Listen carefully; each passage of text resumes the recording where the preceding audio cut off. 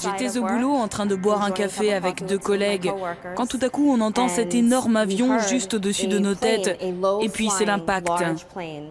On a tout de suite compris que quelque chose de terrible était arrivé.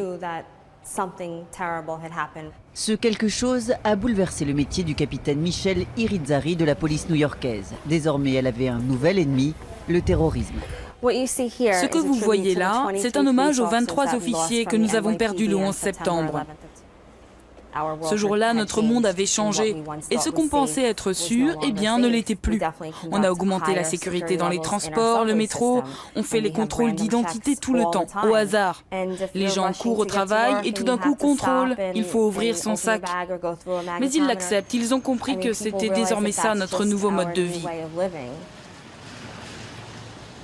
Ce nouveau mode de vie, tout le monde ne l'a pas accepté. Michael Powell est journaliste au New York Times. Il dénonce à longueur de colonne l'état policier qui a émergé des ruines du World Trade Center.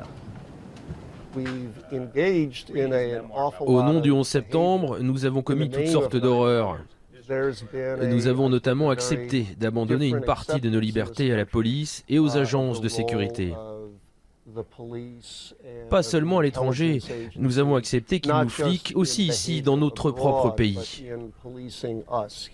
C'est Bush qui a créé cet état sécuritaire, mais Obama a repris le flambeau. Sur ce point, il y a une grande continuité entre les deux.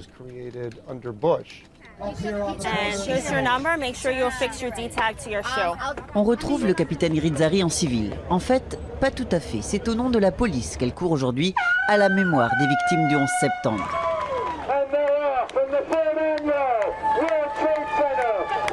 Sur chaque dossard, le nom d'un mort. C'est sa façon à elle de commémorer les 10 ans. Aujourd'hui, plus que jamais, la policière en est persuadée, l'état sécuritaire reste une nécessité au nom du plus jamais ça. En courant, en chemin, on avait une vue parfaite sur l'endroit où étaient les tours et forcément on repense à ce jour. Ça nous rappelle qu'on reste une cible potentielle.